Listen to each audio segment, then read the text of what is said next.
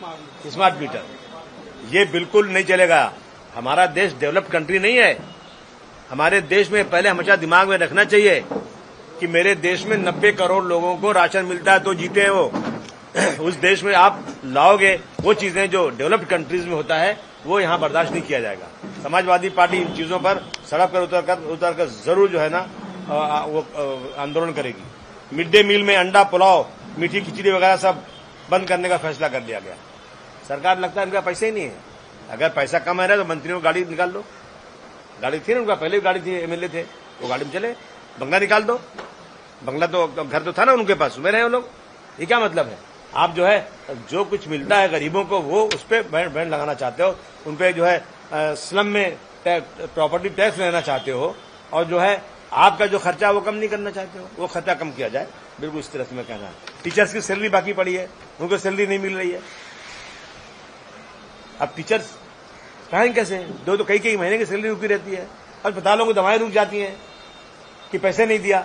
आज आप नायर जाइए, आप जितने बड़े बड़े अस्पताल यहां पर हैं उसमें जाएंगे आप, अगर आपको वो कराना है, MRI कराना है, आप बीमार आज हैं, बोले 20 दिन के बाद आओ, हमारा MRI खराब पड़ा है, चिट्ठी देते हैं, जाओ बाजू में करा के ले आ जाओ, उससे कमीशन मिलता है, दवाओं की चिट्ठी भी दे दी जाती है। ये खुलेआम हो रहा है, ऐसा नहीं कोई छुप के हो रहा है, और रोजाना हो रहा है। लेकिन बोल बोल के थक गए, सरकार के कान पे जू नहीं रेंग रही है। बोलने के लिए प्रेस कॉन्फ्रेंस करेंगे, हमने 25 लाख का बीमा बना दिया है, किसी को जो है एक पैसा देना नहीं पड़ेगा, फ्री इलाज होगा। अस्पतालों में जाओ ना, अस्पताल बोलते हैं भाई मेरे पास बेड नहीं है क्योंकि पैसा बिल आई नहीं रही, तो हम आपको लेंगे इसे, वापस कर दिया जा रहा है। मैं प्रेस वाले भाइयों से कहना चाहता हूं, सरकार की इन नाकामियों को आपको उजागर करना चाहिए, इसे जल्द से जल्द इसको उजागर करना चाहिए।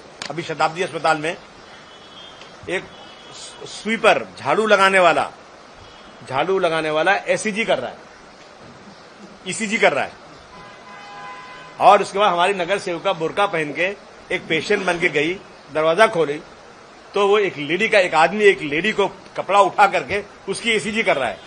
अब सोचिए आप, और उसके बाद इतनी आवाज उठाई कि प्रेस में आया, चारों तरफ है, आज तक उस पर कोई कार्रवाई नहीं है, नहीं स्टाफ ही नहीं है। ये हालत हुई है। शताब्दी हो गया, या यह हॉस्पिटल जो है अपना ये क्या बोलते, कस्तूरबा अस्पताल, इन सब में सफाई के कारीगर, इसमें अभी जो है कस्तूरबा में जो बैंडेज लगाना था तो सफाई के कारीगर बैंडेज लगा रहे, डॉक्टर ही, कंपाउंडर नहीं है, डॉक्टर ही नहीं है। ये बंबई जैसे शहर में अगर ये होगा तो फिर क्या होगा? मैं समझता हूं सरकार फेलियर है इन मामलों में सरकार बिल्कुल काम नहीं कर रही है। दोस्तों, अभी नांदेड़ और औरंगाबाद में बच्चों की जो मौत पहले हुई थी अस्पतालों में, इसकी सुनवाई सरकार ने बहुत फटकार लगाई है और ये कहा कि आपने फंड का 66% इस्तेमाल ही नहीं हुआ। हेल्थ का 66% आपने पैसा इस्तेमाल ही नहीं किया, और फैसिलिटी नहीं अस्पताल के अंदर है। इतनी फटकार लगाई गई और इसके बाद भी खाली पोस्ट नहीं भरी गई आज तक, और आवाज चिल्लाते रहो, कुछ होता नहीं है। इसलिए तो हम आज प्रेस के सामने कहना चाहते हैं कि सरकार इन नाकामियों को दुरुस्त करे। गरीबों के साथ बहुत ज्यादा हो रहा है, और जो है अभी जो रोजाना नफरती भाषण कर रहे हैं उन पे कार्रवाई होना चाहिए, नहीं तो इससे लॉ एंड ऑर्डर और खराब होगा।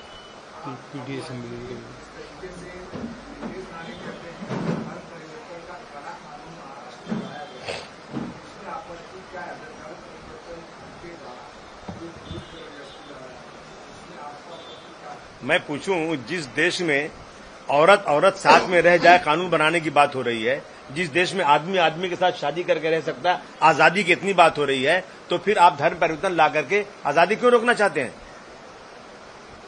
मैं इसमें हिंदू मुस्लिम की कोई बात नहीं कर रहा हूं, लेकिन एक तरफ आप आजादी के लिए इतनी बड़ी लड़ाई लड़ना चाहते हो कि इंसान की आजादी पे रोक नहीं होना चाहिए, दूसरी तरफ आप ये बात करना चाहते हो। और जिस देश में 85% हिंदू हो, उनकी सरकार हो, उनका प्राइम मिनिस्टर हो, उनका चीफ मिनिस्टर हो, उनका राष्ट्रपति हो, उनकी हुकूमत चारों तरफ हो, उन्हीं को मुसलमानों से खतरा पैदा हो गया है। जो कैबिनेट मंत्री इस तरह की बात कर रहे हैं और सरकार भी सुनती नहीं है, तो इसके खिलाफ आप कोर्ट में मुकदमा करेंगे क्या? कोर्ट में बहुत मुकदमे गए, कोर्ट में केसेस 20 साल में फैसला होता है। आज कोर्ट की हालत यह है कि 5 करोड़ केसेस पेंडिंग है। एक पुष्ट मर गई, दूसरी मर गई, तीसरी पुष्ट में फैसला नहीं हो रहा है। जाए कहाँ?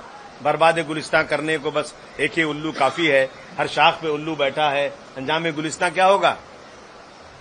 जाएंगे कोर्ट। मैंने कल 7 तारीख को इस्लाम जिमखाना में समाजवादी पार्टी की एक वकीलों की बड़ी विंग बनाने की तैयारी कर रहा हूं और उनसे कहूंगा इन चीजों पर नजर रखो। देश की लोकशाही को जहां खतरा हो उसमें आप कोर्ट में जाओ। अभी हम 8 तारीख को एक पीडीए की कॉन्फ्रेंस कर रहे हैं। उत्तर प्रदेश से जो हमारे एमएलसी हैं, लीडर ऑफ अपोजिशन जो हैं, वो आ रहे हैं। उसमें कौन यादव, क्या नाम उनका? लाल बिहारी यादव साहब आएंगे उसमें।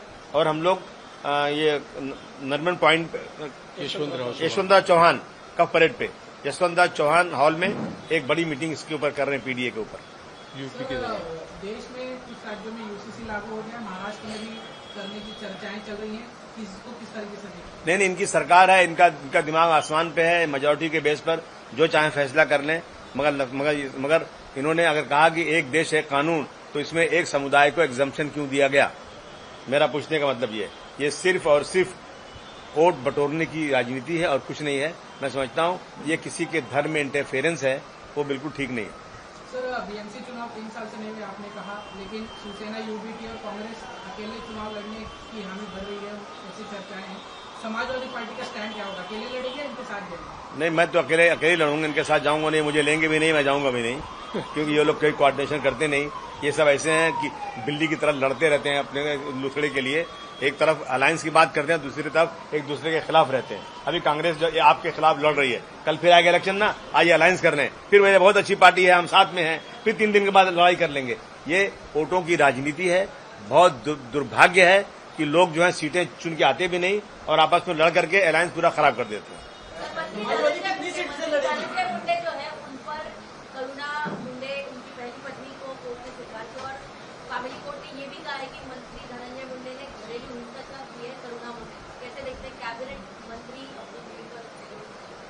नहीं, अगर अपनी बीवी पर अत्याचार कर रहा है तो उस पर केस होना चाहिए और उनको जो सरकार जो है ऐसे लोगों को सबक सिखाना चाहिए। और महिलाओं के साथ अत्याचार हो तो कभी बर्दाश्त नहीं किया जा सकता।